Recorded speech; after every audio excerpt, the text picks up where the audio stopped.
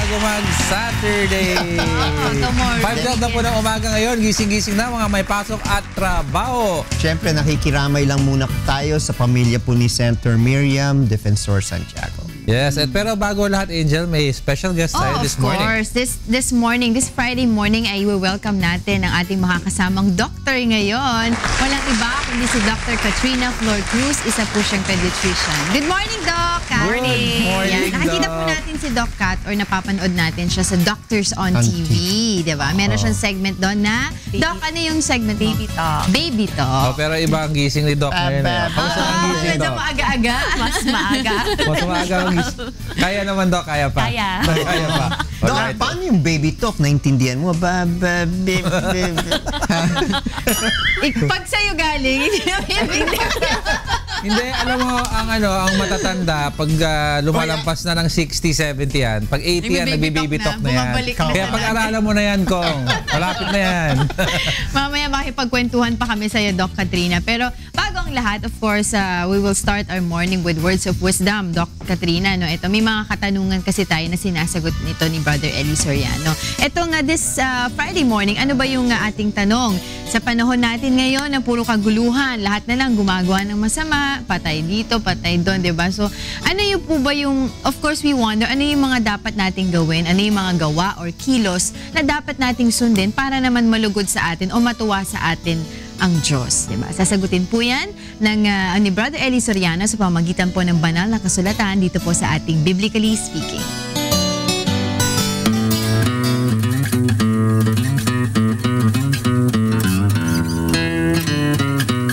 Kahit walang kaguluhan, meron tayong mga dapat gawin para malugod ang Diyos sa atin. Ang isang ikinalulugod ng Diyos, nasa Jeremias 9:23-24. Ganito ang sabi ng Panginoon, huwag magmapuri ang panta sa kanyang karunungan, o magmapuri man ang makapangyarihan sa kanyang kapangyarihan. Huwag magmapuri ang mayaman sa kanyang kayamanan, kundi magmapuri sa ganito, ang lumuluwalhati na kanyang nauunawa at kanyang nakikilala ako, na ako ang Panginoon na nagsasagawa sa lupa ng kagandahang loob, kahatulan at katwiran, sapagkat sa mga bagay na ito ay nalulugod ako, sabi ng Panginoon. Isa sa kinalulugod ng Diyos sa tao, yung matutukang lumuwalhati, yung pumuri sa Kanya. Ang sabi ng Diyos, yung mayaman, huwag niyang ipagmapuri yung kanyang kayamanan. Do not boast because of your wealth. Yun namang marunong, do not boast because of your prudence or wisdom. Yun namang makapangyarihan, you must not boast because of your power. Kasi meron pang mas powerful sa'yo, meron pang mas mayaman sa'yo, at meron pang mas marunong sa'yo. Yung nagmamapuri ang wika, magmapuri sa ganito. Ano ang dapat niya ipagmapuri? Nauunawa niya na ako ang Panginoon na gumagawa ng lahat ng kabutihan sa lupa. Pagka nagpupuri ka sa Diyos dahil naintindihan mo na lahat ng kabutihan sa lupa ang gumawa siya, nalulugod ako ron, sabi ng Panginoon. Meron pang iba na ikinalulugod ng Diyos. Bukod sa pinupuri siya ng tao, nalulugod siya, yung nasa Kawikaan. Ang hain ng masama ay kasuklam-suklam sa Panginoon, ngunit ang dalangin ng matuwid ay kanyang kaluguran. Ang isang kaluguran ng Diyos pag nananalangin yung matuwid. Bawa, si San Juan Bautista, matuwid. Si Maria, pag nananalangin yon, si Santiago, natutuwa ang Diyos, nalulugod ang Diyos. O halimbawa naman, ikaw ay nagbibigay ka sa kapwa ng tulong. Kagaya ni San Pablo, tinulungan ng mga kapatid sa Filipos, natutuwa ang Diyos doon. Pakinggan mo. Datapwat, mayroon ako ng lahat ng bagay at sumasagana. Ako'y busog. Palibhasa'y tumanggap kay Epaprodito ng mga bagay na galing sa inyo, na isang samyo ng masarap na amoy, isang handog na kaaya-aya na lubhang nakalulugod sa Diyos. Nang si San Pablo ay tinulungan ng mga kapatid sa Filipos sa pamamagitan ng ipinadala nilang tulong kay Epaprodito, sabi ni San Pablo, sa bagay na ito ay lubhang kalugod-lugod sa Diyos. Meron pa, sa 13:16 ng Hebreo. Datapwat ang paggawa ng mabuti at ang pag-abuloy ay huwag ninyong kalimutan, sapagkat sa mga gayong hain, ang Diyos ay totoong nalulugod. Yung paggawa ng mabuti sa kapwa, yung pag-abuloy, huwag niyong kalimutan, nalulugod ang Diyos dito, sabi ni San Pablo. Ano pa kung iisa-isahin natin? Maraming kaluguran ng Diyos Yung lang maawa ka sa dukha nalulugod ang Diyos sa'yo. Tumulong ka sa kapwa, nalulugod ang Diyos sa'yo. Umawit ka sa Diyos, nalulugod din ang Diyos. Basa. Isang mabuting bagay ang magpasalamat sa Panginoon at umawit ng mga pagpuri sa iyong pangalan o kataas-taasan. Yun. Kaya marami yan na pwede tayong magawa para malugod ang Diyos sa atin. Yun lang, tumulong ka sa magulang mo tumanaw ka ng utang na loob, kalugod-lugod sa Diyos yun. Yung mahalin mo yung asawa mo, kalugod-lugod sa Diyos yun. Yung akayin mo yung anak mo sa matwid, kalugod-lugod yun sa Diyos. Mapakarami yan, kapatid.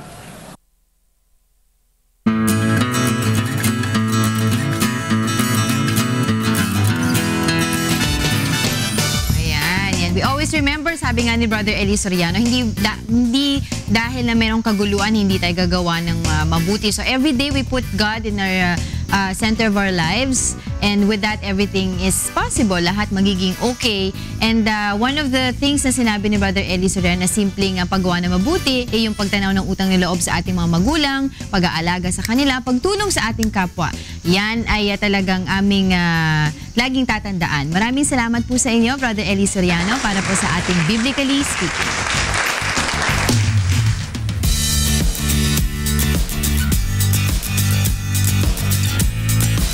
Good morning! Kasama natin si Doc Katrina. Yes. Hey, Doc! Ito po ang quick meal natin. For this past week, Doc, we've been cooking different dishes na gamit natin ang banana heart. Yung puso ng saging. At alam natin lahat po ang puso ng saging pag pinakuluan, dalawang magandang benefit po niyan. Pang women who have menstrual cramps, it's said to alleviate the pains sa abdominal area. Number 2, imbis na mag-Prozac daw, magandang anti-anxiety drink ang boiled banana hearts. So marami palang benefits ang banana heart. Yes, I mean, it's always nice to try natural things once in a while. Yes. Pero Doc, these are the ingredients, no? Banana hearts, egg, onion, garlic, lumpia wrapper, and salt and pepper. Okay, ready na tayo, Doc? Sige, tingnan natin. Okay, let's go. Yan? Paano gawin to? Tingnan natin. Go, Doc. Sige, Doc.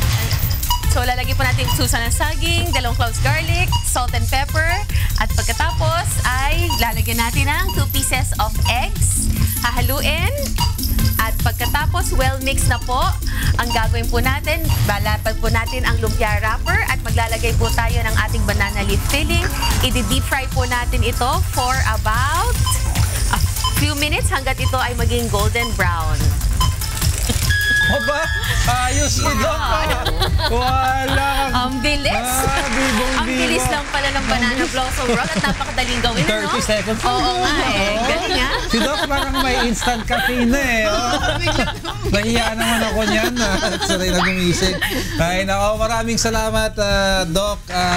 Yun po ang atin na last day ng tinagtaran ng puso ng saging. At pumunta muna tayo ngayon sa... Ano ba to? Oy, sa market update.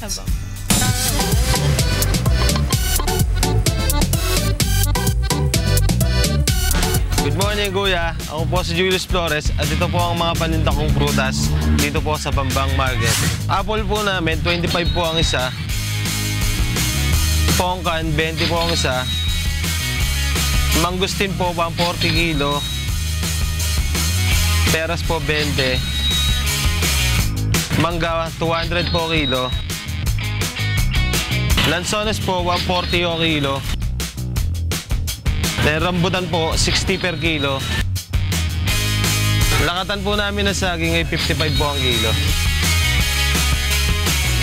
Yung ubas naman po ay 200 ang kilo. Yung saging na saba po ay 4 po ang isa. At yan po ang presyo ng aking mga panindang prutas.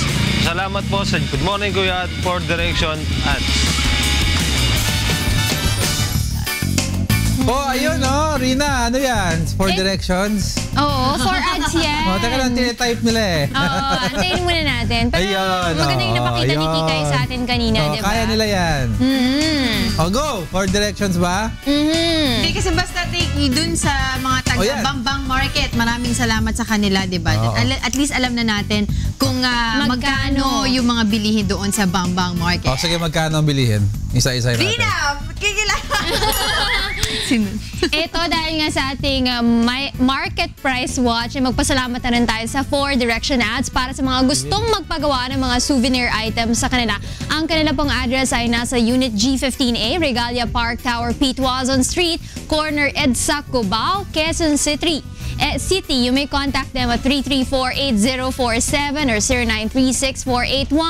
0936-481-1710 o kaya sa 440-9420. Good morning, Kuya. Would like to thank Patrol. Ayaw mo bang tumaba? Ayaw! Go with the power of 500. Go with the power of Patrol and live it. Take care of your liver with Live It. Available at all leading drugstores nationwide. And good morning, Kuya. Would also like to thank New Moms. Maging bidang nanay sa New Moms Malunggay at OsteoGuard. Tulong iwas osteoarthritis sa OsteoGuard. Go, galaw! Wow!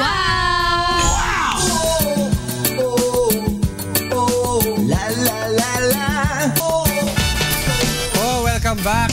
5:25 na po ng umaga at oras na po para magtrabaho si Rina.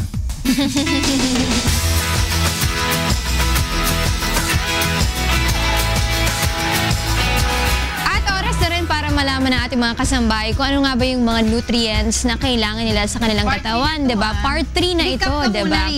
Okay, na-discuss na natin yung ating calcium, may chromium na tayo, may iron na tayo, may folate na tayo, at kahapon, di ba, na-discuss natin yung ating magnesium, yung ating B6, tapos yung isa pa yung omega-3. Ayan, munti ko na makalimutan yung omega-3 natin. Ngayon naman yung last 3 natin na nutrients yan, no? Unang-una na nga dito yung ating vitamin B12 dahil sabi nga dito, it helps para dun sa ating normal neurological function daw.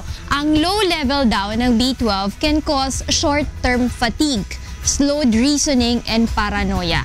So, importante daw yan, especially dun sa mga adults, no? Yung mga nasa-stress na, yung mga tambak ng trabaho. Ang importante daw sa kanilang RDA nila is 2.4 micrograms for adults daw yan. At nakukuha nyo daw ito sa mga meat products, sa eggs, sa animal byproducts, at sa cheese. Yung next naman natin is vitamin D. Kasi nga sinabi ni Angel before, no, nakatuwang ito ng calcium. Kailangan natin ng vitamin D. It regulates cell growth, increase immune system, and protect our bones. So, kailangan, aside from nagpapaaraw tayo, kailangan din yung ibang mga supplements, no, Doc? Tapos, nakukuha din natin yan sa mga pagkain katulad ng egg, ng salmon, swordfish, any kind of fish, mushroom, and milk. Sabi nga nila, kailangan daw natin dyan ng 600 UU for 15 to 60 years old. At yung last naman natin, yung zinc natin. Kasi ito daw ay nagpapa-boost ng ating immune system, protection from gut damage, and then ang low zinc daw can cause poor appetite, anemia, hair loss, at depression. So, kailangan din ng tao to para mas healthy din tayo. Nakukuha natin ito sa mga cashews natin, pumpkin seeds, crab, pork loin, at cheese. Pwede po dagdag ko, yung ang hindi alam ng tao, ang olive oil is rich in vitamin D. Vitamin also. D. So, to get the right dose of olive oil, 3 tablespoons at a day. Intake lang yun? O Yes. kasi sinasama mo sa luto mo? Intake. Intake Don't lang. take Pero olive pwede oil. rin. Pwede 3 rin tablespoons isama. a day. As is. Even some of my doctors na nagmamonitor sa heart ko, Yeah.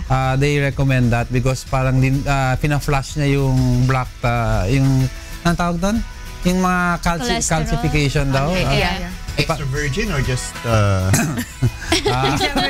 oil. No, there is yung there's an olive oil that's called extra light. extra light? Yung tipong, if you cannot take the taste of olive oil, the extra light is... Kaya nga tinatanong ko eh. Wala mo sinabi. Hindi, pero ang sinasabi rin nila yung coconut oil eh. Yeah. They have the same effect. Exactly. They have the So. same effect. Tsaka meron pa isa, I forget. But I think I read somewhere kasi yung coconut oil, di ba, if you place it sa may cool area, nagsisebo siya. So parang sinasabi nila, inside of the body, it settles also. That's why they recommend now olive oil. Olive oil better than coconut oil. Kaya pala sa ibang nagpa-flushing ang ginagawa nila, hinahalo nila sa juice, di ba? Pag hindi nila matake itong olive oil na to. Tsaka meron isa pa, you're talking about B12, di ba? Meron isa pang B vitamin na nakakaligtaan ng mga tao. It's B19 vitamin. B19. Which Doc Joseph and I will always talk about because it's very, alam natin Doc, di ba? I think B12 is also good against cancer. Okay. Well, there are studies also. There are studies daw. Kasi may B19 which is very potent and only comes from a certain berry. Okay. Oo, so, anong would you know? Si Doc Joseph ang may alam, but he was talking to me about it, that he's studying the B19 berry. Very high doses daw. Berry. For the immune system. For the immune system na isang tao. Tapos ka na magtrabaho? Tapos na. Nalaman na nila. Mag-extra ka maayos. At least. Hindi. At least nalaman nyo na yung mga nutrients na kailangan ng ating katawan. Na mention nga ni Diego kanina yung B19. Idagdag na natin dun sa 10 nutrients na nalaman natin nitong buong linggo. So ulitin ko lang sa inyo, nandiyan ang calcium, nandiyan ang chromium, ang folate, ang iron nyo, ang B6 nyo, ang omega-3 nyo, magnesium, tapos kanina lamang na-discuss natin ang ating B12, vitamin D, at yung ating zinc. Don't forget yung na-mention ni Diego na B19. Ayan. So, para healthy. Yes, of course. Balik tayo sa Manibela. Naranasan na ba ninyo mag-overheat ang inyong mga sasakyan? Pagbukas mo, hindi, may mga jekwan, may mga rason dyan dahil sa may butas ang radiator ninyo or butas yung hose. So, ito ang papanoorin natin ngayon sa Manibela.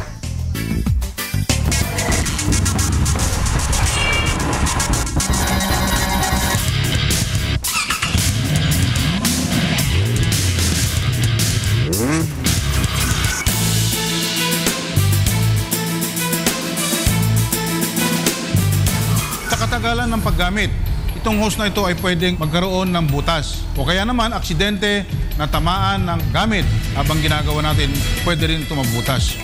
Pero kalimitan, ang dahilan kaya ito ay nabubutas ay yung katagalan paggamit. Isa sa pinakamadaling gamitin para takpan natin ang butas o yung crack ng hose ay itong masking tape.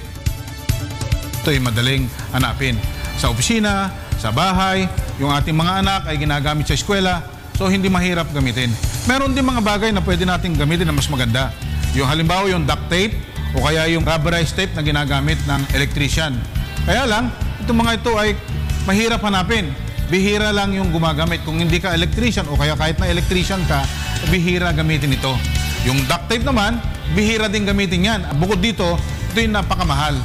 So, ito ang pinakamadali, mura, paraan para nating pansamantalang pigilin yung pagdaloy ng tubig dun sa may crack o butas na radiator hose. Una sa lahat, tatanggalin muna natin tubig, no? At pag natanggal na yung tubig, saka natin lagyan ngayon ng tape para madali natin ilagay. Pwede natin puputulin muna pansamantala, saka natin ipupulupot ngayon yan. Ay, saka tapos pumutol ka ulit para madali mong irolyo. Then, papatungan mo ulit yung lugar kung saan may crack. So, kinakailangan, huwag kang manghinayang sa tape. Kinakailangan na puluputan mo lahat yung parte ng butas. Kahit na ilang patong yan, upang sa ganon, sigurado ka na walang tagas na pagka gagamitin mo. Siyempre, tinanggalan natin ng tubig. Baka naman makalimutan natin. Nalagyan na natin ang tape. Doon. Isasara natin yung drain plug. At pagkatapos, lalagyan na natin ng tubig. Tanggalin mo yung takip dito. Ayan. Saka mo ngayon lagyan ng tubig.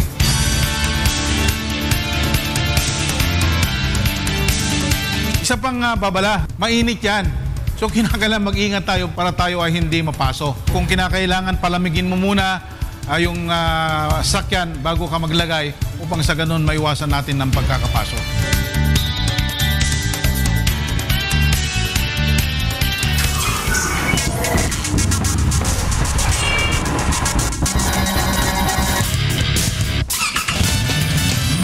Okay, maraming salamat Mr. Kaipuno ng ating Manibela segment yon, ha. Pero ito pansamantala lang kung kayo'y maabutan sa kalsada. Huwag ninyong i-tape tapos baka limutan ninyo yung... Baka sa sobrang katitipid nyo, may iba pang kailangan na right after dumating kayo sa bahay o dumating kayo sa talyer, first aid muna. palitan ninyo yung tsaka payo ni Kong Erin, magbaon lagi na masking tape. Para sure. Pero hindi yan ginagamit pang salvage, ha? Karatula lang tayo. Karatula. Alright, sira ang radiator ko. Huwag niyo ako tularan. Huwag ninyo tularan. Sira ang radiator ko. Ay, nako. At syempre, si Doc Cat will have has an interesting topic for us sa atin usapang pangkalusugan.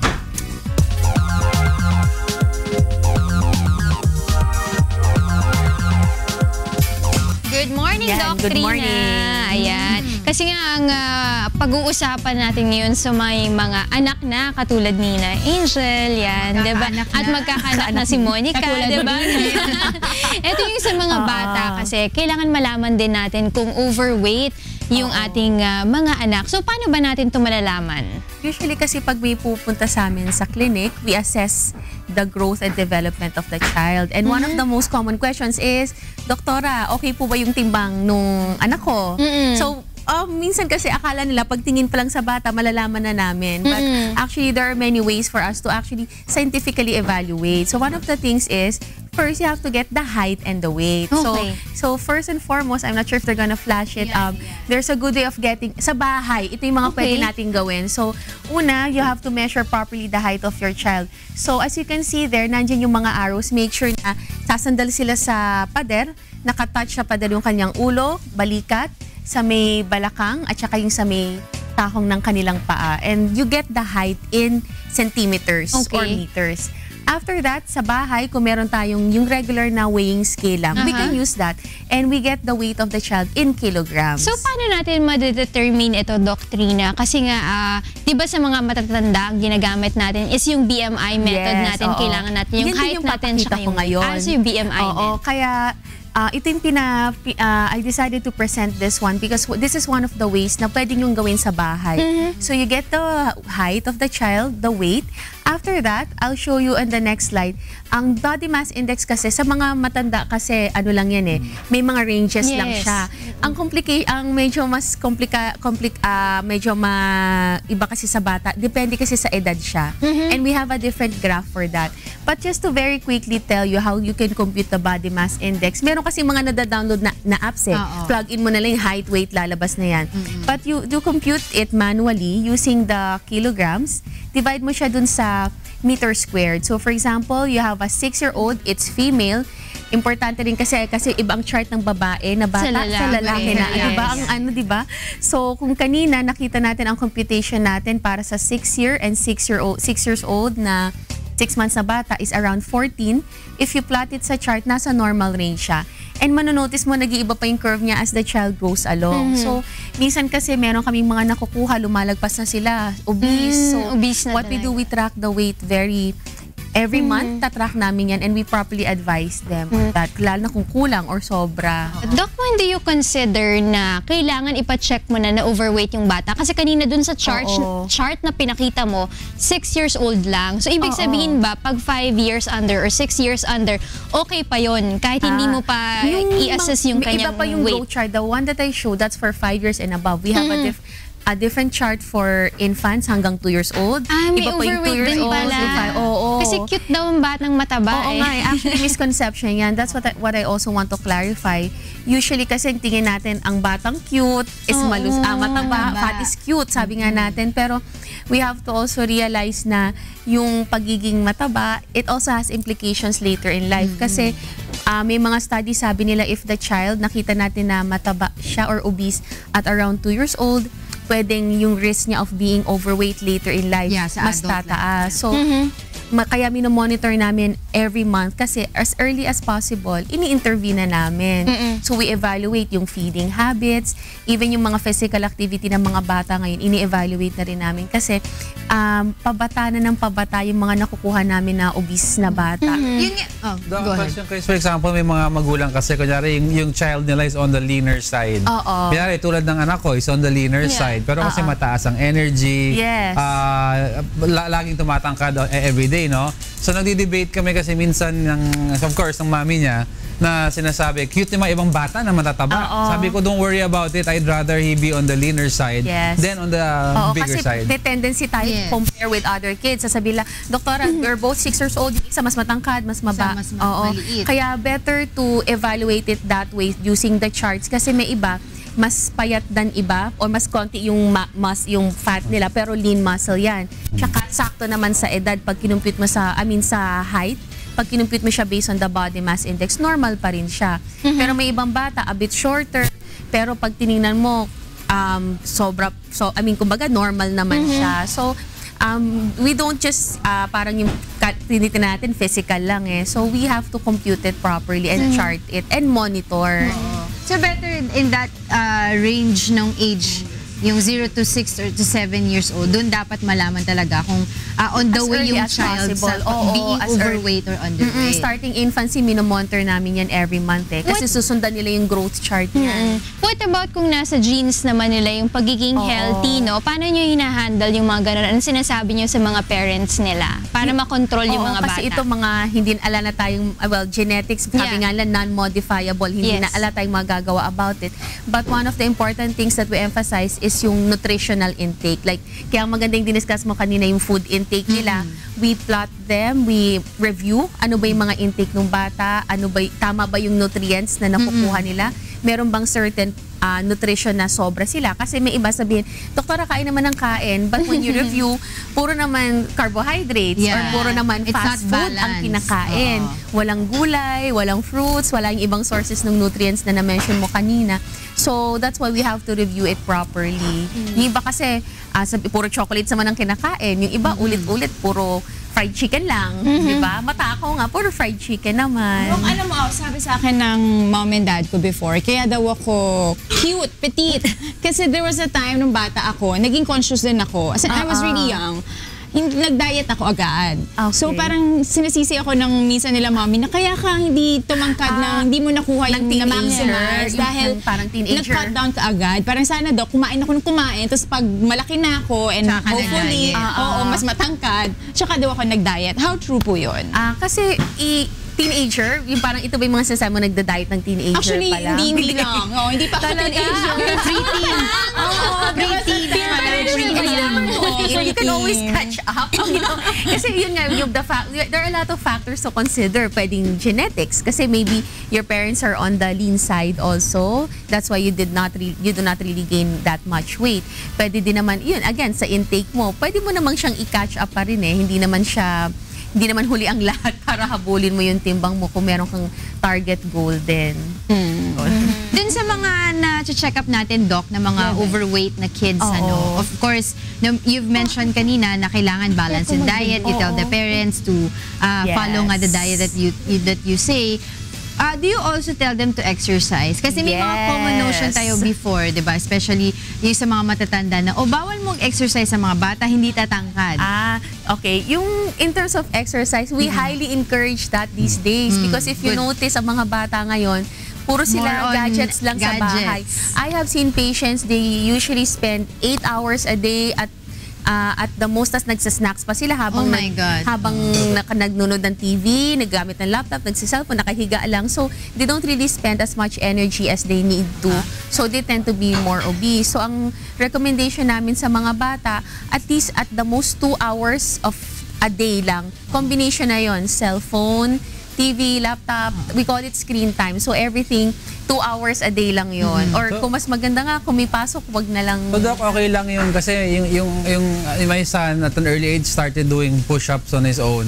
Tapos nagsisit up. So syempre nagpapanik to, sabihin niya baka hindi daw tumangkad. But then okay naman yun, di ba? Okay lang yung exercise, physical exercise, as long it's not strenuous. It really depends on the age of the child eh. Kasi may mga exercise naman a bit strenuous. For example, yung mga younger, baka naman hindi pa develop yung, let's say, the hip muscles are not very much developed, and then you ask them to do certain exercises. But exercise is good as long as it's not strenuous to certain parts of the body. So you can say, Doc, more than the programmed exercise, mas maganda rin yung mga outdoor play. Outdoor play, yes. That contributes to physical activities. Kasi not just physical activity, but they get to socialize, tama. Kasi ang daming mga bata ngayon, puro nasa house. They don't tend to go out. Internet. Internet, nakaupo lang, and they tend to, increase in weight. Ay, Doc, I also have a question. You're talking about genetics kanina, di ba? For example, kunyari history ng family. Kunyari, like, for example, yung parents ko, my mom is celiac. May celiac siya, so she's allergic to gluten, to wheat. Will that most likely be in the gene of my son? Early on, I have to watch out for that? Yes, you have to watch out for that. But again, you have to look at the signs if you're aware of the signs of yung mga ganong genetic diseases din. Yeah, and for growing children naman, how often should they see their pediatrician? We recommend monthly monitoring ng height. Kahit walang sakit. Kasi usually, ang nangyayari dyan, infant, first year of life, wow, follow up every month. Pero once they step, pag first birthday, wala na. Nakakalimutan na si it's not necessary anymore. So even if wala pong sakit ang mga anak nyo, it's better to bring your children to the pediatrician for proper evaluation because, again, the growth and development of the child, medyo dynamic siya. Kung nakita nyo sa chart, gumagano yung chart natin eh. So at different ages, iba-iba yung needs nila. Doc, what if given na yung child mo nasa obese side na siya? Minsan kasi ang problem, lalo na sa mga nanay, no, kapag yung anak nila, lumambing lang, nagutom pa ako, mommy. Hindi pa ako gusto. Siyempre lang nag-give in. May proper approach ba? Para alam mo, properly mo ma-introduce yung tamang weight niya sa bata. Yung ano kasi dyan, what we do in the clinics, we evaluate and then we explain to the child ano ba yung mga we talk, there's positive reinforcement you explain to the child ano ba yung mga dapat kinakain na mabuti and then what you can do is for example, nakita nyo na ginagawa ng bata na, oy, kumakain siya ng vegetables, okay, so you get to play 30 more minutes on the whatever, or for example, we get to go to wherever you want, parang medyo i-reward mo siya, but not food. Other reward na hindi food. Pwedeng ganun, positive reinforcement natin. So, kakainin mo yan, healthy yan. Kasi, wag po masyadong medyo iba kasi nagagalit, pinipilit, pressure. All the more hindi nila gagawin. Actually, oo. Diba? So, more positive reinforcement, proper explain. And it takes time. Kailangan talaga tiyagaan Kasi may ibang bata ayaw talaga. Pero, tas may ibang ways din sa mga chef, may iba, they teach moms how to conceal, paano itatago sa pagkain yung mga vegetables, yung mga fruits, hanggang masanay sila kumakain na ng gulay eventually. Oo, kasi ngayon, ang naiisip ko lang, no, ang pinakakalaban talaga ng mga estudyante, yung nakikita nila sa canteen. Kasi di ba lahat ng growing children natin pumapasok na yan sa school-age children na yan. So yung nakikita nila. So paano yung tips na pwede mong maibigay sa mga magulang para at least balance yung diet ng mga kids nila? Usually, we advise them kung kayang magbaon, at least yun, mas controlled natin kung ano yung kinakain ng bata. We control also kung ano din yung baon na money nila. Kasi because sometimes, there are some parents nagpapabaon nga, pero hindi kakainin ng bata. Bibigay sa classmate. Or uuwi sila, puno pa rin. But they go to the canteen to buy their soft drinks or what.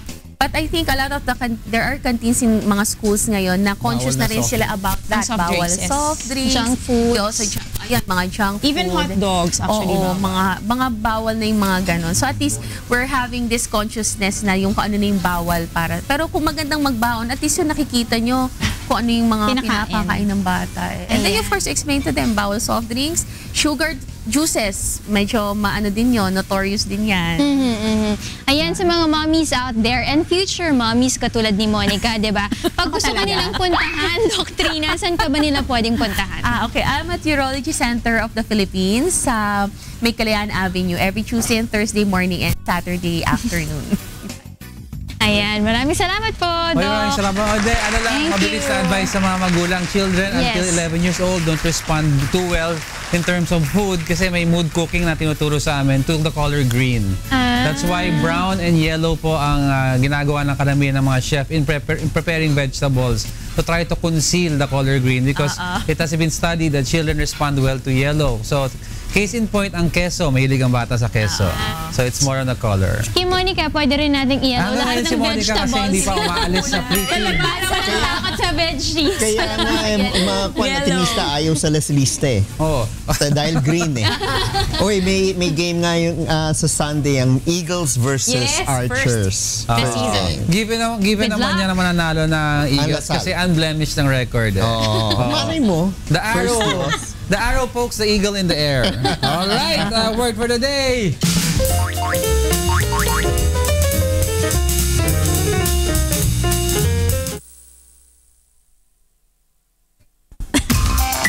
word for the day.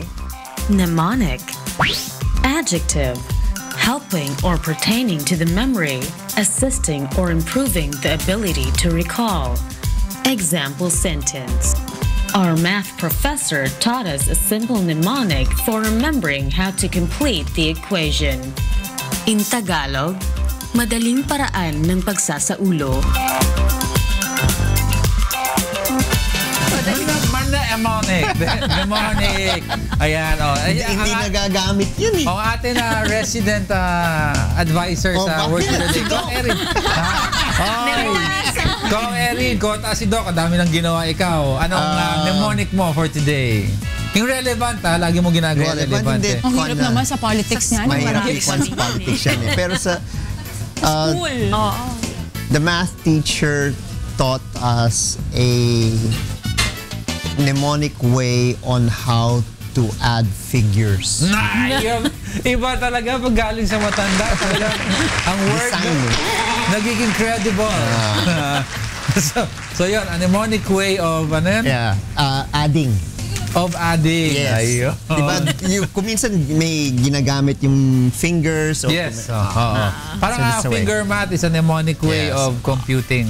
Or Singapore math. Alright, okay. Maraming salamat. Pero mag-ano muna tayo, talk of the town.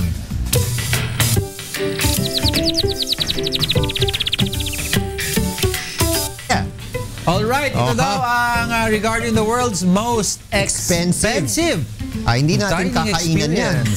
Masyadong mahal eh. Masyadong mahal, no? Tignan nga natin ito, gano'ng kamahal to.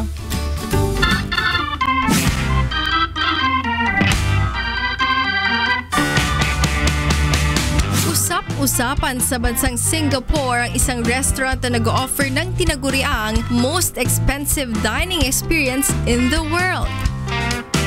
Ang dining experience kasi na ito ay nagkakahalaga lang naman ng 2 milyong dolyar o mahigit 96 million pesos.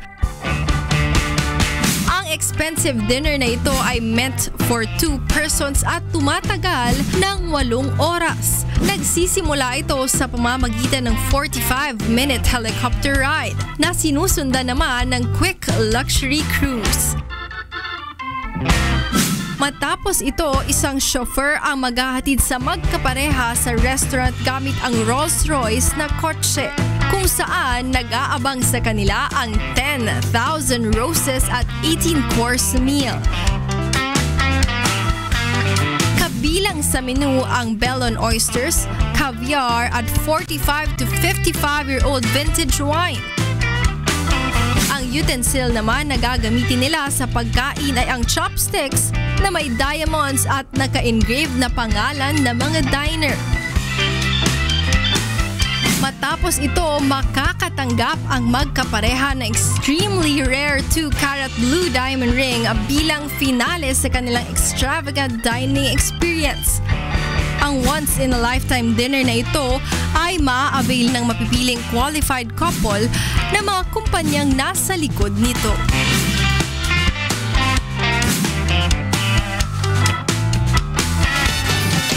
Nakakaasar naman. 96 million pesos? Diba? Wow! Diba? Hindi pag-iipunan namin ni Kong yan. Siguro bago mamatay. Hindi rin. Tsaka parang even if you have that amount of money, parang nakakapanghinayang pa rin to spend halos 100 million pesos. No? Mas marami ka pang mapapakain na tao. Exactly. Just for a night. 96, makakabili ako ng bahay tapos mga street children, pakainin mo na doon. Yes. Sustainable. Wow. Soup kitchen. Soup kitchen, ha?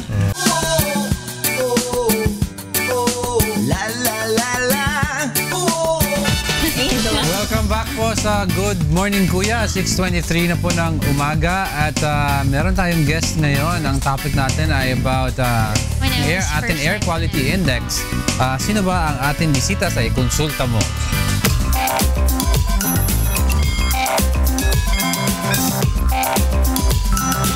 Bukod sa matinding traffic at isa rin sa mga pangunahing problemang kinakaharap ng Metro Manila ay ang air pollution. Ito ay dahil na rin sa dami ng usok na ibinubuga ng libo-libong sasakyang bumabiyahe dito araw-araw. Pero gaano nga ba kalala ang polusyon sa hangin sa Metro Manila? Ano nga ba ang ginagawa at dapat pang gawin ng pamahalaan patungkol dito? At paano makatutulong ang mga ordinaryong mamamayan para ito ay masolusyonan? Yan ang ilan sa mga puntong ating tatalakayin ngayong umaga. Good morning! Good morning! Kasama po natin si Mr. Manny Galvez, no? Ng Clean Air Act of the Philippines. Lumabas sa dyaryo ngayon lang, no, na meron pong mga 6.7 million na tao na namamatay dahil sa pollution. Opo. Sa buong mundo. Buong mundo po, opo. Dito sa Metro Manila, gaano kalala po ang ating hangin? Okay. Pag sinabi pong gaano po kalala ang hangin sa Metro Manila ay dapat po ay tumugon po nito ay yung mga namamahala doon sa mga nagbibigay ng permiso para umandar ang mga sasakyan sa kalye. Okay. Sabi nga sa mga datos nga, about 80% of the total contribution to pollution happens to be coming from vehicular emissions. Yung iba na sa industriya na yan at saka yung total suspended particulates na nanggagaling sa mga kung ano-ano mga construction activities. However, ang akin siguro dito, it's more of what is government trying to do to address the situation. Of course, nandiyan na yung nanguhuli sila ng mga smoke belchers sa kalye at nandiyan na nagpapasara sila ng mga nagpupulyot ng mga industriya. Napakaganda po nun. Pero siguro, pasensya na at sana gusto ko sanang dalhin yung talakayan. Tuta, nakalagay dito. Explain air quality monitoring. Okay. Ano ba yung mga datos na dapat na makuha doon? Mahalaga po na makuha ang datos doon sa may air quality monitoring equipment ay kung paano po, kumbaga parang isa-simulate yung air quality monitoring, dapat isa-simulate niya kung paano huminga yung tao. Okay. Kumbaga kung ano yung ipinapasok mo sa katawan mo, dapat yung monitoring equipment na dapat na gumagana ay dapat ganun din ang proseso. Okay. Pero kami ho'y taga Coalition for Clean Air Advocates of the Philippines.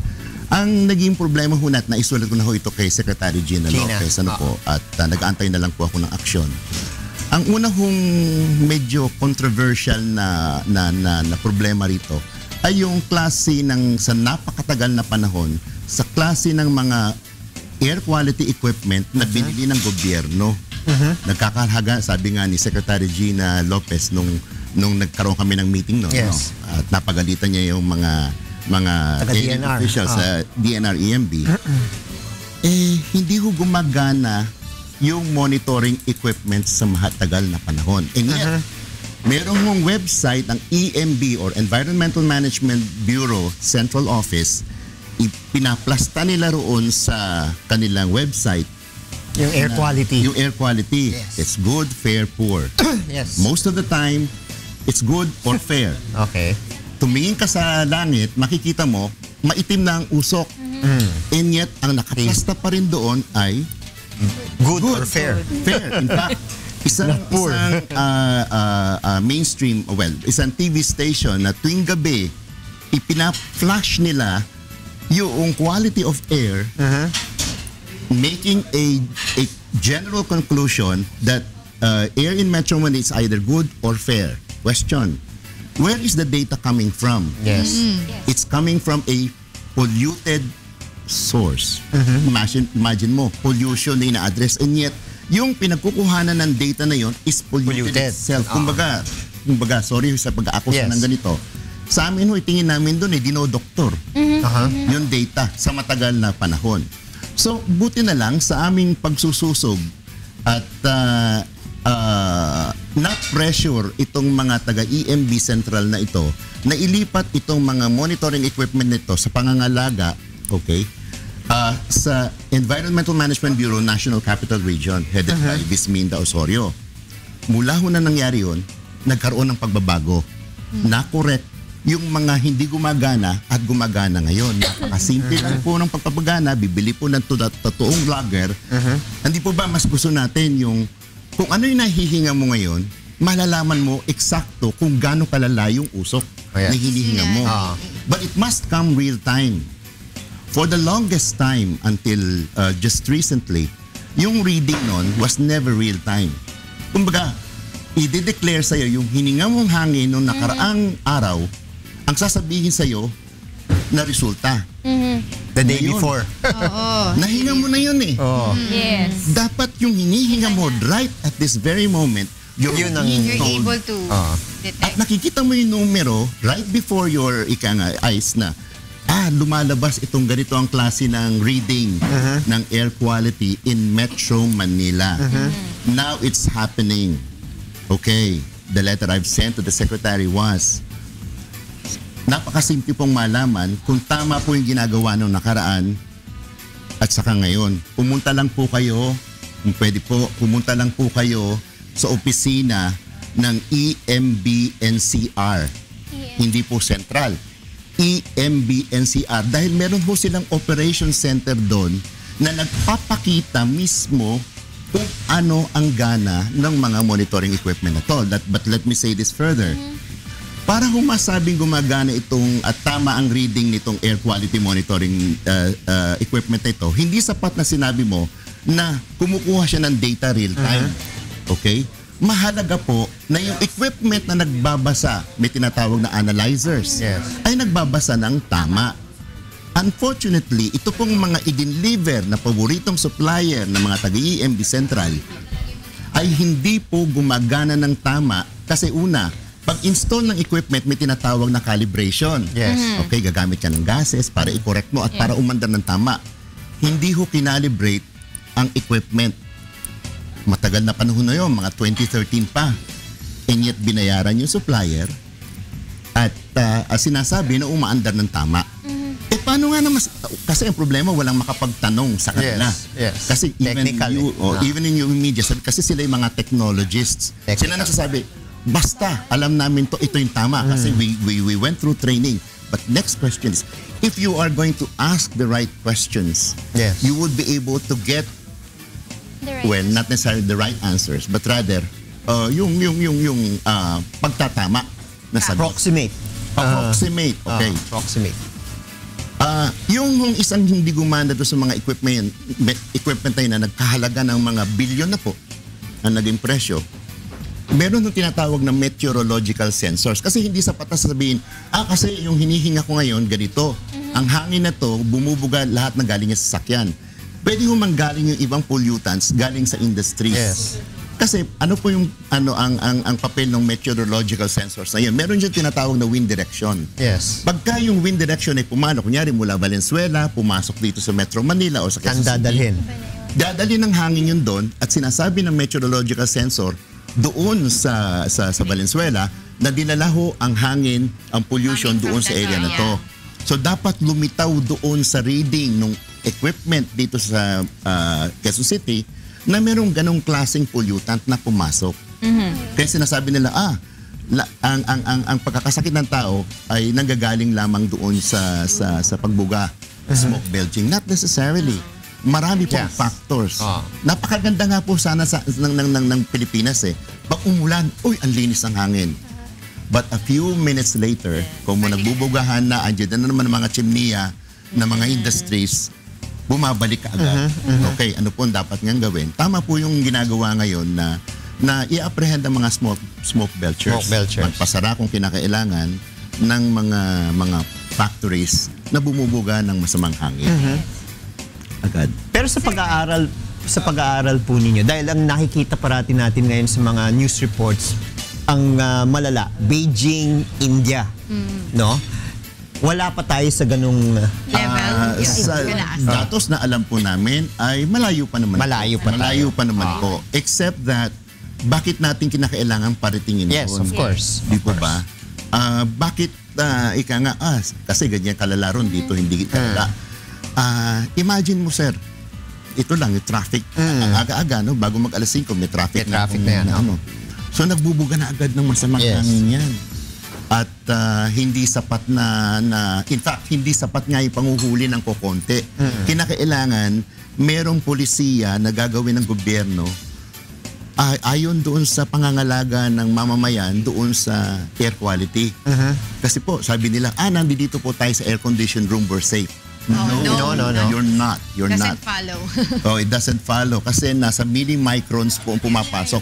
Meron po ngayon tinatawag na black carbon emission na nanggagaling po mostly sa mga sasakyan. Yun pa yung nagde-define kung gaano kasama ang PM2.5 na level of pollution o yung particulate matter na mostly nanggagaling nga sa pagbuga ng mga sasakyan. Sir, tanong ko lang din po, in layman's term po, gaano po talaga kalala yung pollution po dito sa Metro Manila since this is the most industrialized area of the country? And since you've mentioned na rin po yung mga contributing factors dun sa what makes our air polluted, ano-ano pa po yung mga other contributing factors na pollute ng ating air, yung mga microorganism na nakikita natin doon sa air. I don't have enough time right now. No? Okay.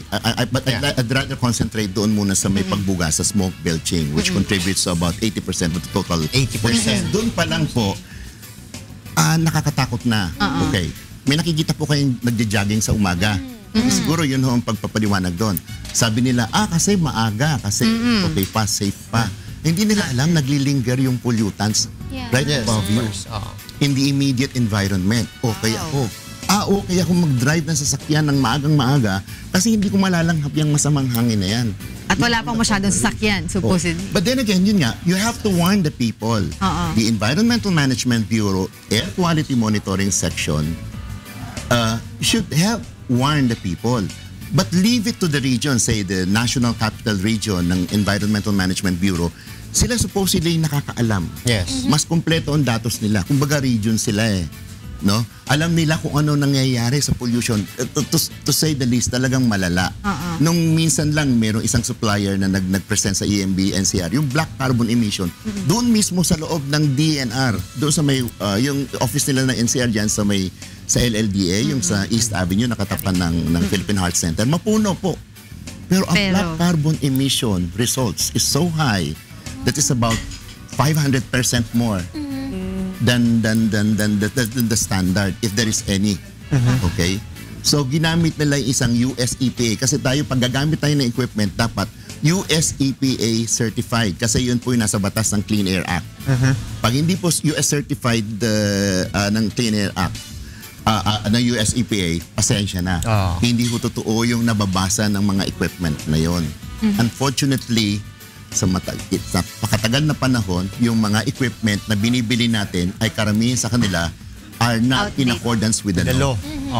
So, ang isa sa mga sa bagong kalihim ng Department of Natural Resources ngayon, meron ba tayong nakikita na talagang bibigyan ng pansin itong usapin ng air pollution? Dahil maraming mga dumaan na secretary hindi yan pinapansin Pero with Secretary Lopez, do you think this will be addressed? To the credit of the secretary, well, I only had one chance to talk to her about air quality when we made a presentation before her.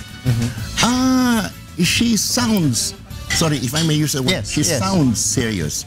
In fact, she berated several of the air quality monitoring section people, including the Environmental Management Bureau officers. Kaya lang, ang problema nito, ang amin dito, pinakikipaglaban natin, nandoon pa yung sistema. Napakalalim. Kumbaga, lahat sila takipan. Magtanong ka ng isang EMB official or staff na magsalita against another. Alam nila na merong korupsyon na nangyayari. They won't talk. Why? Sabihin nila, nakapwesto pa Hindi kami magsasalita kasi nandiyan pa sila Ayaw namin ito nangyayari, Manny.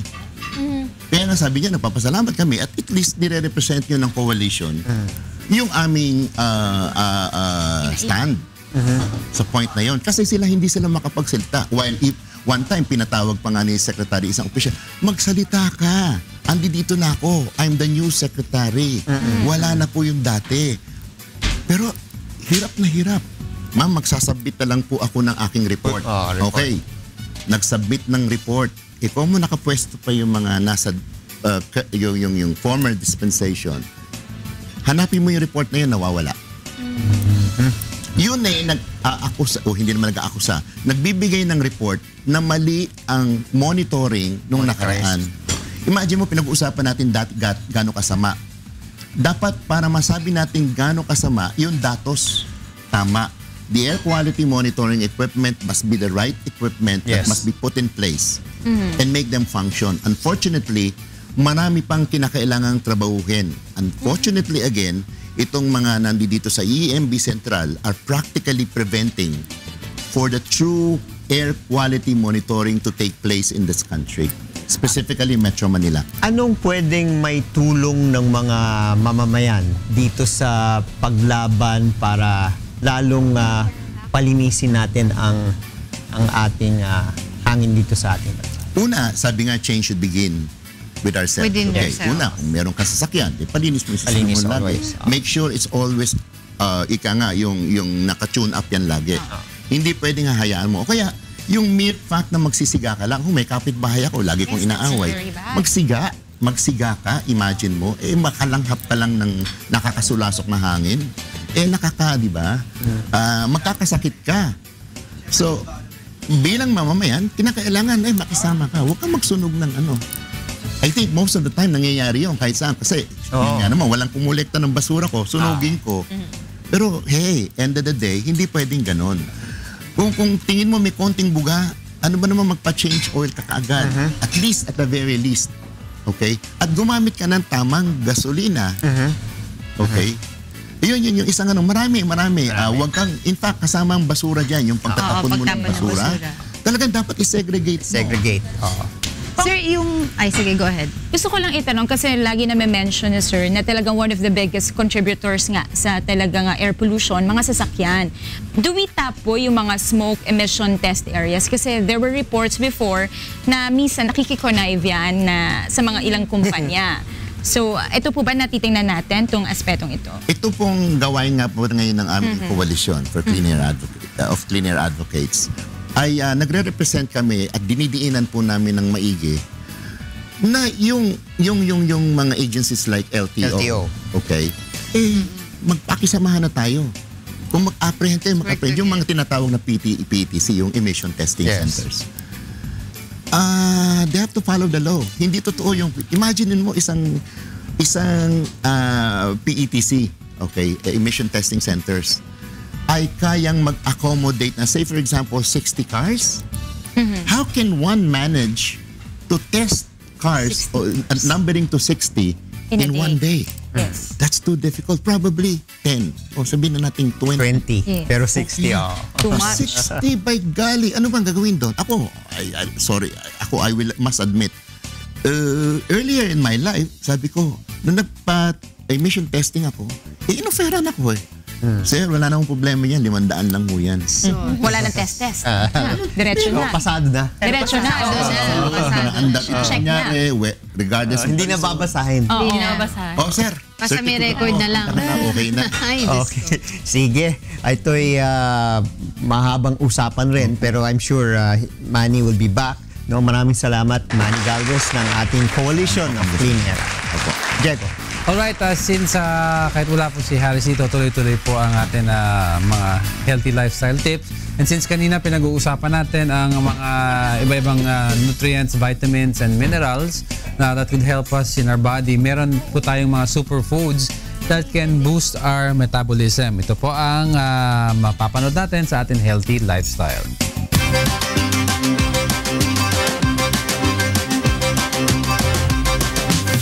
Mga kasambahay, at para po sa ating healthy lifestyle for today, ating pag-uusapan, superfood to boost your metabolism.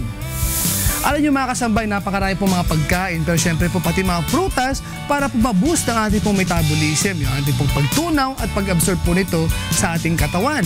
Marami po mga gulay, prutas na pwede gamitin o pwede po natin kainin. Unang-una po, yung ating pong lemon. Alam niyo po ba na ang lemon po ay napaganda sa ating metabolism? Yung half lang po ng lemon natin ay squeeze po natin yan sa warm water at inumin po natin yan every morning. Early morning po ng empty stomach. Ito po ay nakakatulong po para po ma-boost ang ating pong metabolism. Papabilis po yung ating pong pagtunaw at pag-absorb po sa ating katawan. Siyempre po, maliban po dyan, ang lemon po ay pwede naman po gamitin yung sangkap sa ating po mga ulam o sa mga niluluto. So gawing parte po ang lemon po para po sa ating mga pang-araw-araw na mga kinakain. At ang pangalawa po, ito po yung ating pong cayenne pepper. Alam niyo po ba ang labuyo po ay nakakatulong din po yan sa ating panunaw. According nga po sa PLOS ONE, ito po ang 2.56 po milligrams ang ating pong cayenne na meron pong capsaicin. Ito po ay nakakatulong po para po tunawin o mabilis tunawin po ang mga taba-taba sa ating katawan, lalo na po sa mga kinakain po natin. So maging parte rin po ang ating pong pepper po, no? Kaya po gawin po na yun sa mga sausawan po natin. Pwede po lagyan po yan ng kalamansi at ng siling labuyo para po makatulong po sa ating panunaw. At ang pangatlo mga kasambay, siyempre po maganda rin po ang ating apple. Alam niyo po ba ang apple po ay nakakatulong po sa ating metabolism? Alam niyo kung bakit? Ito po ay may taglay po ng mga vitamin B. Meron po yung mga minerals po natin, ng magnesium po. Meron po yung ating mga vitamin K. At yung iba't iba pang minerals na makakatulong po para po mabilis po ang ating metabolism. Siyempre po, ito po ay medyo mabigat din po sa ating katawan because of the carbohydrates or the complex carbohydrates at yung kanyang calories. Pero alam niyo po ba, nakakatulong ang apple para i-convert yung mga taba-taba, yung carbohydrates na kinain po natin into energy na para masustain po natin ang ating energy all throughout the day. So ganun po ka-importante ang ating apple. At ang pang-apat po syempre, ito po ang hukay-hukay, ginger. Syempre po ang ginger po, nahuhukay po natin yan sa lupa.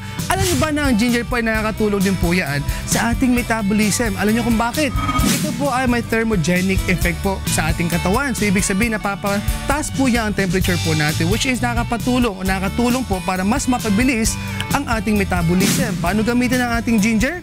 Napakasimple. Pwede po magpakulo at uminom po ng salabat in the morning. O kaya naman po sa mga tinola po ninyo, gawing maanghang po yan paglagay po ng ating pong ginger. So napakaganda po para po ma-boost ang ating metabolism. At syempre po ang ating panglima, ito po ang ating black coffee. Siyempre, iinumin po natin ang black coffee. Alam niyo po ba, ito po ay may caffeine. Siyempre, ang caffeine po, stimulant po yan para po ma-sustain po natin ang energy natin all throughout the day para magamit po natin, siyempre, mga kinakain po natin, ma-convert natin yung mga food na kinain po natin para po maging energy at magamit all throughout the day to keep you awake and siyempre po para active po tayo. So, yun po yung mga 5 na pwede po natin gamitin, kainin, inumin para po ma-boost po ang ating metabolism nang sa ganon, mas maging healthy po tayo. And that's our healthy lifestyle for today. Maraming salamat, Haris. Ikaw, Haris, kung nanonood ka, si Rina, ginagaya mo daw sa mga special effect. Tuloy mag-iisip kan si Rina ng bago. Bago kong pakulo. Paligsahan yan eh. Okay, pero wait lang, meron tayong guest ngayon. Mag-promote ata Pong. This, yes. I think this is Walk for Life? Yes, Walk for Life. Alright, sino ba ating bisita? Good morning! Alikag ko! Kamusta po? Yan. Kong, join us, oh. Sige. Of course, guys, yan, kasama po natin ngayon si Mr. George Banal Sr. Good morning, sir. Have a seat po. Thank you. Yan po kayo. Ayan. Si Mr. George Banal, aside from being the father of our Congressman Bonet Banal, siya po ay president ng Federation of Senior Citizens Association of the Philippines ng NCR in Quezon City. Yes. Tama? Did I get it Angel, right? yeah. Opo, yan. Good morning and welcome po sa Good Morning, Kuya. Sa lahat. Okay, so you are here po to talk about Walk for Life. So ano po ba yung Walk for Life? Ayan ay ginagawa namin taon-taon. We are now on our 22nd year. Wow! Since then President FBR signed the proclamation declaring the first week of October as Elderly Filipino Week. Dalawang bagay yan to give recognition and honor to us young ones who during our younger years we contributed to nation building and of course to enhance our health condition for longer life. So, and fun-filled yan eh. So ano po ba yung mangyayari dito sa Walk for Life? We will have a 1-kilometer walk sa Mall of Asia. After that, we'll have a program. Si Secretary Tagiwalo will be there. And hopefully sana si Pangulong Digong will make time. And after that, the day after, we'll have a TV Mass, Channel 4. Then the day after, sa flag ceremony, we'll pray the prayer for senior citizens. After that, we will have Dalaw Kalinga. We'll visit correctional for women, Luntiang Maynila, Boys Town, Graces, Golden Acres, and so forth and so on. On October 6, we will have Vice President Leni Robredo as our keynote speaker sa Bulwagan sa Quezon City Hall, 8 o'clock in the morning. Ang tawag doon, disaster preparedness. Wow, ang daming activities. And on the last day, we'll have the launching of the book of Dr. Clarita Carlos sa Sky Dome. We will have a talakayan talking about SSS pension and elderly abuse. After that, we'll have the coronation of Miss Fescap Elderly. Aba! Sa Quezon City, ha? Oo, lalabas nila yung mga gown nila sa baol. Binigyan namin sila ng pera to buy their gown. Wow! We do it sa Quezon City for other LGUs to emulate. Sana magkaroon sila. And after that, we will have Forever Young. This will be a comedy show. It's supposed to be a fundraising, pero nilibre na lahat. Basta kung sino gusto mag-donate, mag-donate. Pwede naman, Kasi being happy is the key to longer life.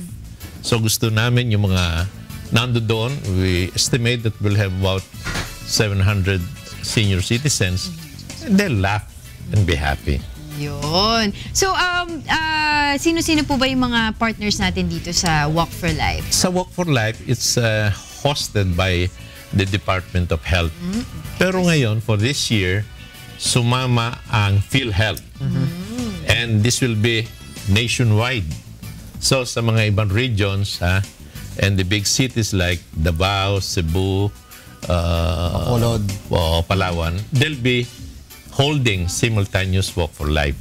Sa lahat ng LGUs, they'll be having their own activities also. Activities as well. But this one is national, so... Sir George, dun po sa mga interested na mag-join po sa inyong Walk for Life, it's gonna be on October 1. Yes. Right? 6 a.m. until 1 in the morning at SM Mall of Asia. Paano po sila makapag-register? May bayad po ba yung registration? Other details? Yeah. As a matter of fact, DOH will provide merienda and even lunch for a minimum of 50 people. Kagaya kami sa Quezon City will be having 100, more than 100. Kami na yung bibili in excess of 50. As you can see, I'm wearing the Quezon City's Walk for Life t-shirt. Bait naman si Mayor Bautista. He gave me so much financial assistance so we can take care of t-shirts, tarpaulins, and merienda, and so forth and so on. Ayan, once again po, please invite our televiewers to join po or to, of course, support po yung Walk for Life. Mga kapwa ko young ones, sana once upon a time, sana we make time for tomorrow. We should be at Mall of Asia at 5 o'clock because the walk will start at 6 a.m. and thereafter we'll have a program with songs and dances and everybody will be happy. This is a meaningful event not only for us senior citizens but for all concerned. This is now our 22nd year since the proclamation declaring the first week of October as Elderly Filipino Week.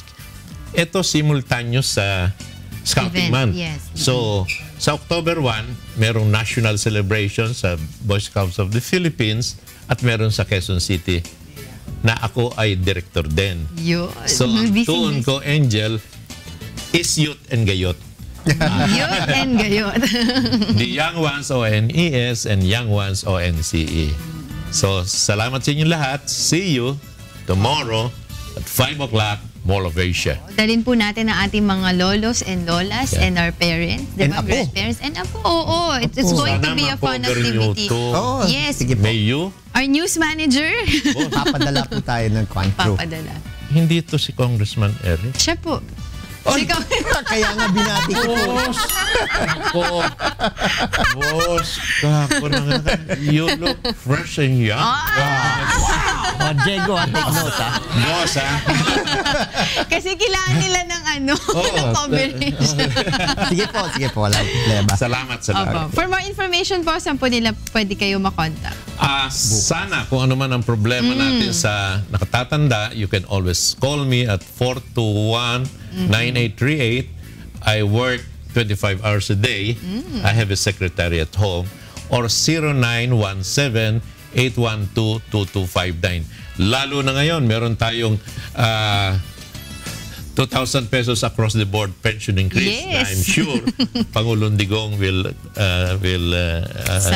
finally sign. Yes. And we have the Centenarians Act, Yes. wherein we are giving 100,000 to reach the century mark. Oh, these are on our way to 100,000. Let's walk so we can reach 100 years. Yun. Maraming salamat po sa inyo, Mr. George Banal Sr., Presidente po ng FCAP.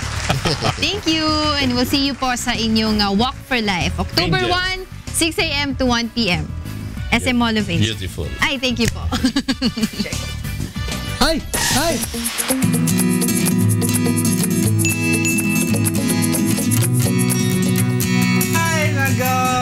Ay ka nga, medyo yung memory natin ay humihina. Oo, gano'n talaga. Kailangan ko ata mag-mastermind. Hindi. Kailangan ko mag-walk for life para Hindi. We have two guest chefs today, di ba? And introduce yourself, chef. I'm Jem. Chef Jem to. Yeah. Ayun, I'm into catering. Catering.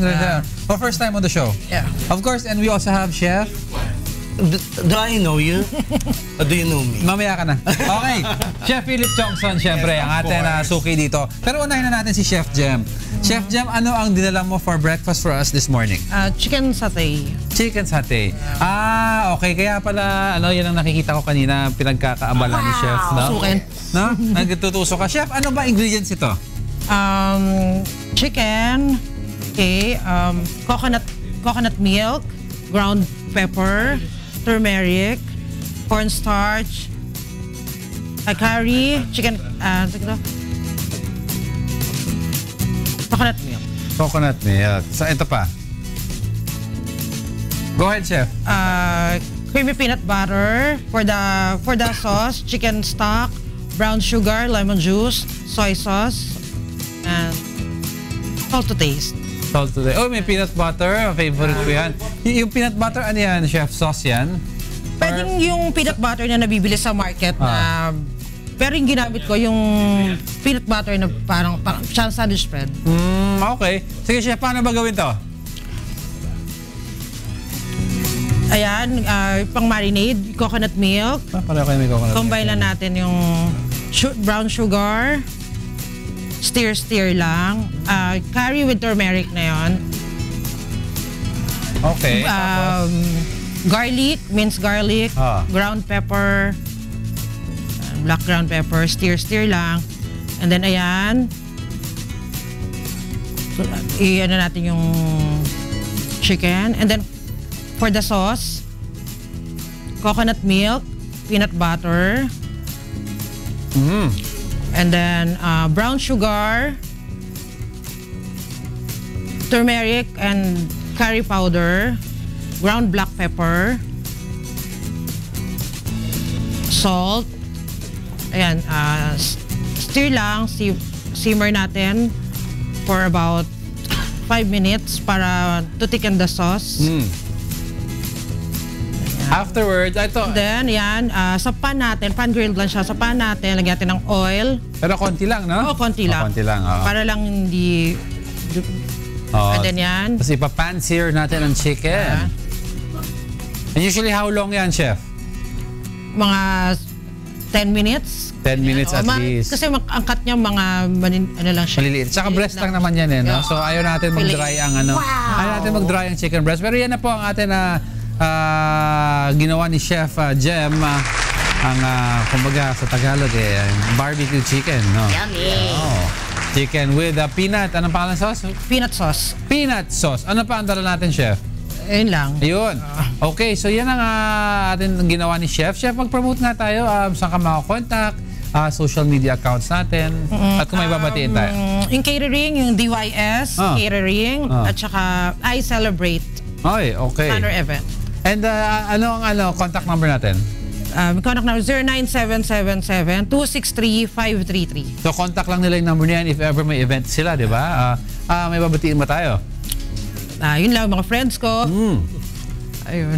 Good morning po sa inyo lahat. Okay, maraming salamat, Chef Jem. Teka lang, Chef, dito ka lang. Chef Philip! Good morning, Kuya. Good morning, guys. Good morning sa inyong lahat at sa mga nanonood ng Good Morning, Kuya. Okay. Yes. Ano ba ang... okay, inspired to ng share aking natin. Travel. Alam mo naman, the explorer and the traveler. So, galing ako ng Lipa City and Lucena. And then may nakita akong recipe na... So yung ginawa mo ngayon na dish is inspired by the Lucena and Lipa City? Lucena, basically. Meron silang sinugnog na isda. Ano sinugnog? Sinugnog, I think that's the term. It's inihaw, tapos lagyan nila ng gata. So na-inspired ako since... Anong isda yun ginamit nila? Tilapia. Since I don't have time to make inihaw, I use the fried na lang. So anong dish to? This one is a fried smoked bangus with coconut milk sauce. Wow! Fried marinated boneless smoke na. Yes. Bangus pa. Para mayroon ng effect ng grill. So fried na, smoked pa, stewed pa. Stewed pa dahil favorite ni Whitey mo yung crunchy na bangus kaya sinulog ko. Alright, paano ba gawin to, Chef Philip? Okay, simple lang yung recipe natin. We use naman, alam natin yung bangus, then we have coconut milk. We can use mustache, but this one kasi mustache hindi available, so I use pechay, onion, garlic, salt and pepper to taste, and then cornstarch para lang i-take natin, then cooking oil, and of course, water to the glaze. Okay, procedure dito, napaka-simple lamang. So, lagi naman tayo nagpa-fry ng bangus. So, ang gagawin lang natin dito, ititwist lang natin ng konti, lalagyan natin siya ng coconut milk sauce.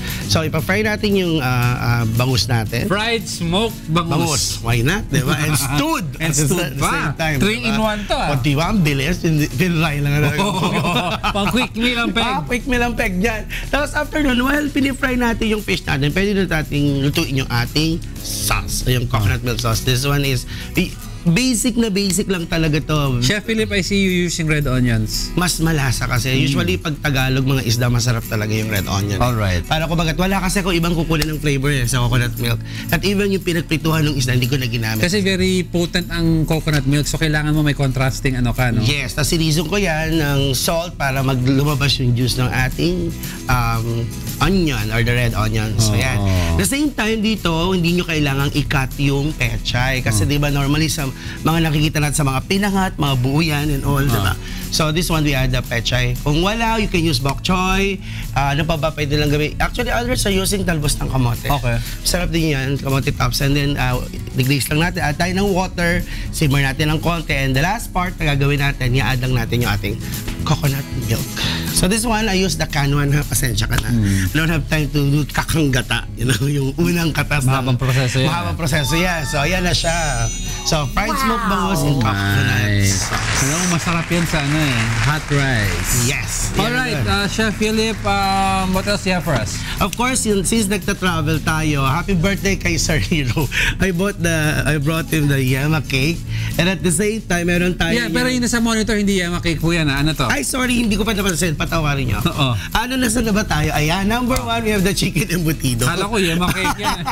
Sorry. May ketchup eh. Nandala ko ng taldan. And then we have this next one is the Lukban Longganisa. I would like to thank si Ate... Lukban? Yes, si Ate Nilas. Galing sa Quezon yan, no? Yes, fresh na fresh. Tsaka nakalagay, meaty and less fat. Kaya pwedeng-pwede yan. Sa mga sausage sa area ni Kong Erin, meaty and less fat. Yes. Sarap-sarap. Yummy. No. Of course, the last one, ayan na, para kay Sir Hero daw. Meron siyang yema cake. Wow! Ayan lang po ang kanyang yema cake na walang candle. Okay. Promote tayo at bumati tayo. First, I would like to thank Batangas group, Green Med Naturopathic Center. I would like also to thank my travel from Lucena and Batangas, Lipa City. And this last Saturday, we launched our franchise of coffee kiosk at Soler. So congratulations to all to Break Road International, kay Sir JJ. And this coming Monday and Tuesday, I'll be having a stay and learn program at Harvest Hotel Nueva Ecija. So we'll be with the HRM and tourism student. Ako ang isa sa mga nag-organize nito. Hindi pa rin nawawala ang ating love life. No? And then you can check my website. It's www.hhh.com.ph. I also have a page, Medical and Paramedical Group Eximus, and of course my Facebook, Philip Tiongson. You can call me at 918-8-LIQUID or 854-7843. Yeah, so greetings hi to my mom na lagi nanonood na parang nasa abroad ako, hindi kami magkita. At sa lahat ng mga, of course, maraming in-endorse ko talaga. Maraming nanonood ngayon ng mga taga Lucena and Batangas because they're all inspired. And kamusta ka daw, Boss Chego? Good morning po sa inyong lahat at try niyo po ang Eximus Oil, syempre. Yes, of course, na that's our natin product. Yes. Alright, maraming salamat kay Chef Jem and Chef Philip for sharing the recipes this morning para sa ating What's for Breakfast. At mula sa What's for Breakfast naman, meron tayong I think 1,360 na yung i-consulta mo, no? With Rina. Rina, what do we have?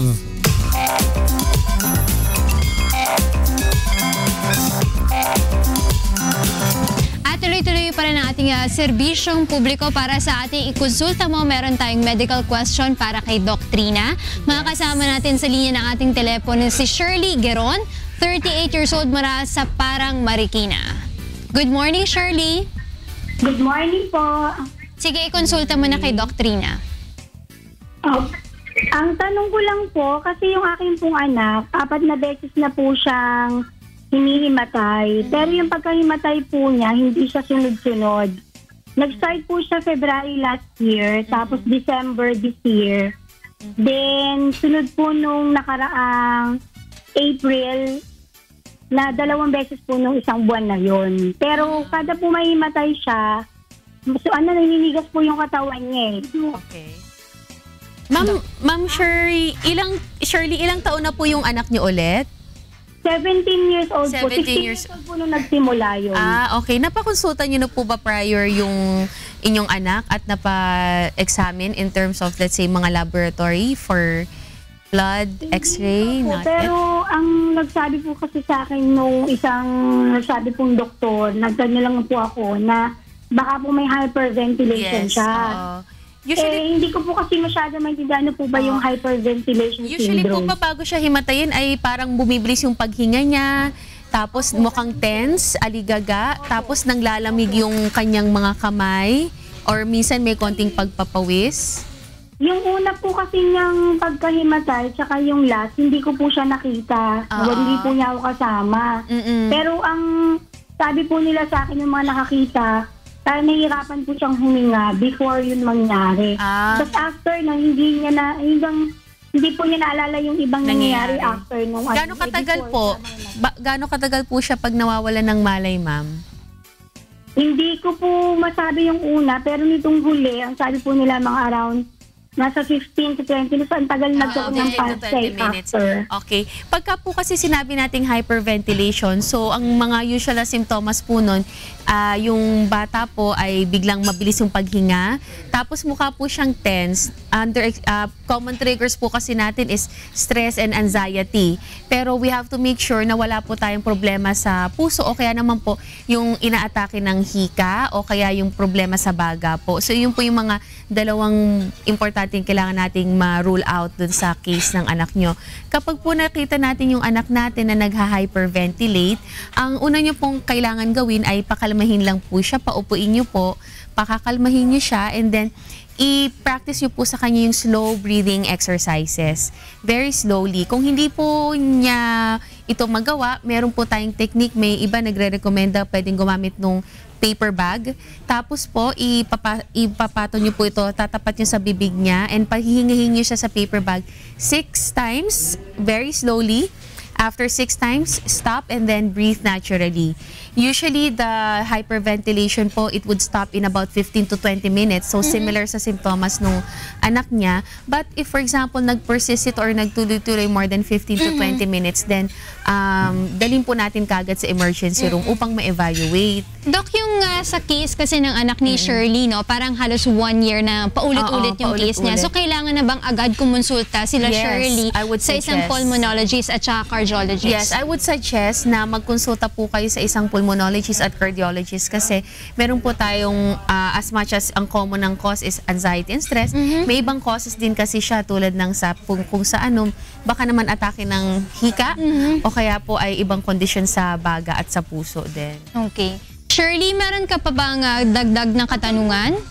Opo, yung hyperventilation po ba, Doc, na gagamot po ba ito o ito po ay matagal na nagamutan? Yung pinaka nila dito is hindi po siya yung kamukha ng gamutan na nawawala. Pero eventually, pagka po naka-adapt na po yung anak nyo, then it can actually resolve on its own naman po.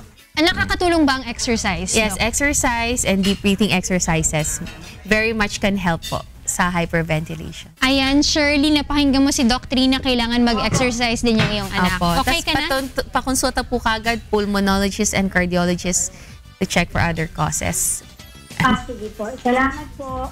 Maraming salamat din sa iyo, Shirley Guron, mula sa Parang Marikina. At maraming salamat din sa iyo, Doc Trina. No problem. Jego. Koy, maraming salamat, Doc Katrina and Rina. At anong tawag dito? Sorry, nabilaukan ako sa sarap eh. Pero maraming salamat din sa lahat ng sponsors natin and to all our viewers, nakalipas na po ang isang linggo ng Good Morning Kuya.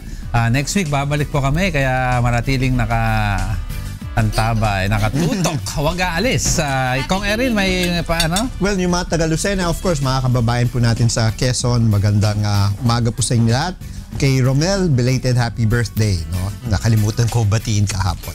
Alright. Gusto kong batiin ng happy birthday si Hana, yung aking pamangkin. 1-year-old na siya. At saka kay Doc Trina, maraming salamat po sa pagsama sa amin this Friday morning. Yes, thank you, ulitin, Doc. Yeah, we had fun with you. Thank you. Alright, okay. Baka si Doc ka, meron may babatiin. Hello lang sa mga parents ko, they're watching right now. Functional Fitness, maraming salamat.